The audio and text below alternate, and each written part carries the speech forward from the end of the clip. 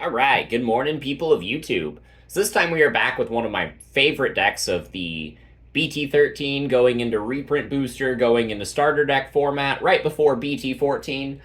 We have Royal Knights. So this is going to be updated with the Jessamon and Seiken Meppa package. I think that this is the optimal way to go play the deck going into BT14. I think this gives you the best chance of beating all of those decks coming out in that meta and going on into EX5 as well. And I think that this deck is really, really strong. It feels like it has answers for absolutely everything in the format. And the very few tools that decks have to kind of beat this kind of play style, you have answers for. So without further ado, we'll go ahead and get into the card by card. If you guys like this kind of content, make sure you guys like and subscribe. And here are the Digitama. They are just 4 copies of the Yggdrasil. This is the only egg you can play in the deck. It's your main combo piece and the main enabler for all of your plays in the early to mid game. So, yeah, that's your 4 of. So for the main deck, we got 4 copies of Purge of the Royal Knights. This card is an absolute staple. It's busted in pretty much every way. I'm choosing to play 3 copies of the Seiken Meppa with 3 copies of the Jessamon GX. Now, this package is really, really strong. What this allows you to do is it allows you to take games without Omnimon, and it also allows you to just clear massive boards. If your opponent puts a big threat out, you can just answer it. Jessamon GX can swing at your opponent's security, and then you can activate Seiken Meppa for 3, and then be able to put a card under Jessamon GX, and then unsuspend the GX, and then swing for another 2 security. You're going to have Piercing, you're going to have Blocker, you're going to have all sorts of ways to kind of mess with your opponent. And if you can put like a Kentaurismon under, then you can gain the 3 memory back, potentially recover. And then you can activate like another Seiken Meppa with the 3 memory that you gained and potentially go for another 3 checks, giving you 5 checks off of 1 GX and 2 Seikens. This combo is really, really strong. In addition, Seiken is just really good with a lot of other cards in the deck, like the Raid Gallantmon, the BT13 Gallantmon, even cards like just any Royal Knight that can punch over something. Like Seiken is really, really strong. And I think that this package gives you a lot of versatility, and it gives you a lot of aggression in the early game as well. I only win about 50% of my games with Omnimon, and the other 50% are just by abusing Jessamon GX and then poking them with like Sistermons and then getting a big Royal Knight push in the mid game. So these are the Seiken and the GX are a package that I kind of swear by moving forward. And so the rest of the deck is kind of tailored to that. So we are playing the obligatory 3 Leopardmon. This is our other 3 of for the Royal Knight slot. There is no other 3 of in my Royal Knights. I felt like 3 Leopardmon was all I really needed. Still combos really well with the Omnimon. Still lets you do a bunch of really funny things. Like this card combos really well by like letting you drop things like Ulforce and Jessamon for cheaper and then be able to trigger their effects in a higher capacity.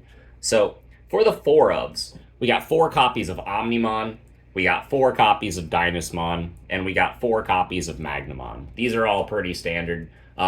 Magnamon is your best early game card, and it's also the best card to drop with Leopardmon. Dynus is your premier searcher, also a board wipe for your opponent's level 4 and lowers whenever you go for big plays. And Omnimon is a spot removal if you need them to be, and your win condition whenever you get into the mid game. So these cards are absolutely fantastic, and I wouldn't play any less than 4 of any of them. I am playing an additional Magnamon, the one from BT8. So this card is, again, another optimal Leopardmon target. It doesn't get the draw one whenever you remove it from the field, but what it allows you to do is once you clear your Yggdrasil stack and you're swinging out with a bunch of Royal Knights, you can actually evolve one of the Royal Knights that you swung with into Jessamon GX and put this Magnamon under it from your trash and then unsuspend the GX and swing for 3 more security checks. So that's really funny. Also, you can make GX really big with this kind of effect, so it's absolutely fantastic, and I think it's definitely worth the 1 of inclusion.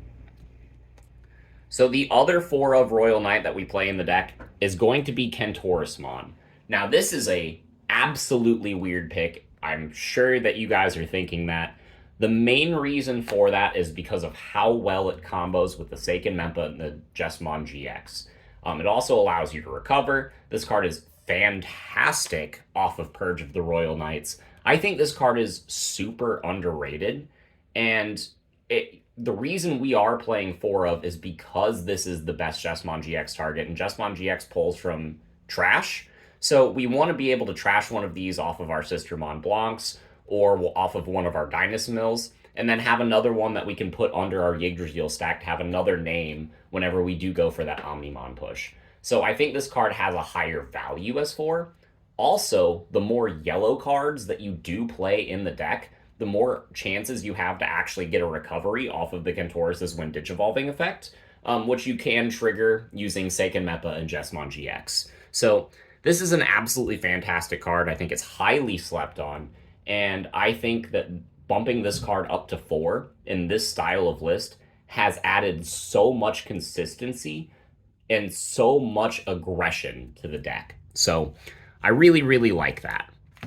So for the 2 ofs, we got 2 copies of Alphamon because this card is bonkers. Making it so that your opponent can't swing out with big bodies is really nice. The name of the game with Royal Knights is to kind of put your opponent on a timer in the early game so they kind of have to push through before you drop your big Omnimon play. And if they do that, then they can get punished by cards like this, cards like Jessamon GX, the Raid Gallantmon, the BT14 Gallant, and you can kind of just answer whatever they're doing while you're setting up your Yiggy stack. So I do like the 2 copies of Alphamon and the 2 copies of Gankomon for that purpose. Ganku is, again, a big blocker that can put out a Sistermon that lets you, will draw 2 and discard 1, letting you put a Kentoris in your trash for the GX, getting you further into your deck for the GX and the Omnimon plays, and it can also just pull cards out of your Yiggy stack for when you need them, and that's really kind of silly. So I do like the 2 and 2 split.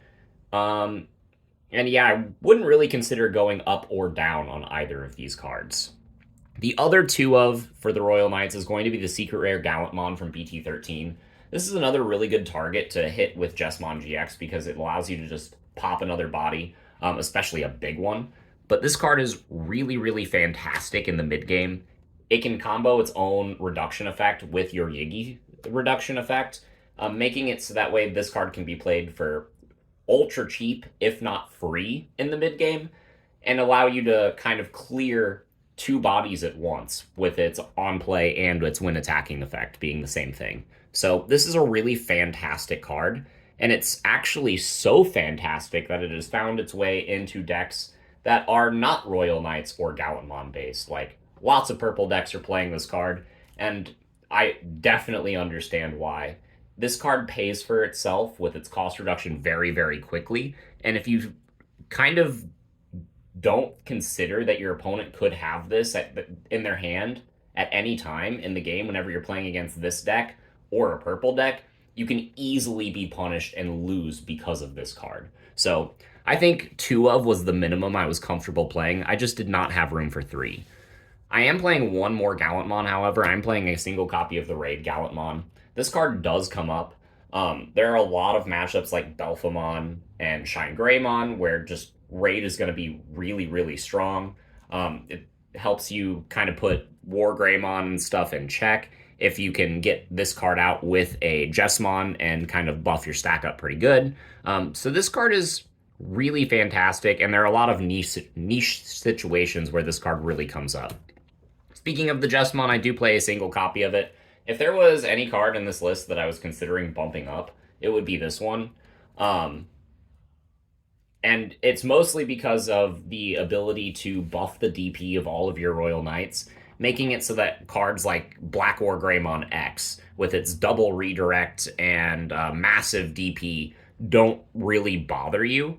However, a lot of times you can just kind of reduce it with Kentoris or do other things. So I have felt that 1 has been fine. But there are times that I have not seen it and I wish I had it. So that is kind of food for thought. I wouldn't play any less than 1 in any Royal Knight base deck, even if it is not the most mandatory card, just because it can help you break certain DP threshold, and that can always be really good. The last Royal Knight we were playing is a single copy of Ulforce Vidramon. So fun fact, I was playing a copy of Ulforce X to combo with the Jesmon GX because that has a Wind Digivolving effect of unsuspending itself. But it was really inconsistent. There's very few times that you needed to Digivolve into GX after you've popped the Yggdrasil, because most of the time if you pop the Yggdrasil stack with Omnimon, you're winning the game.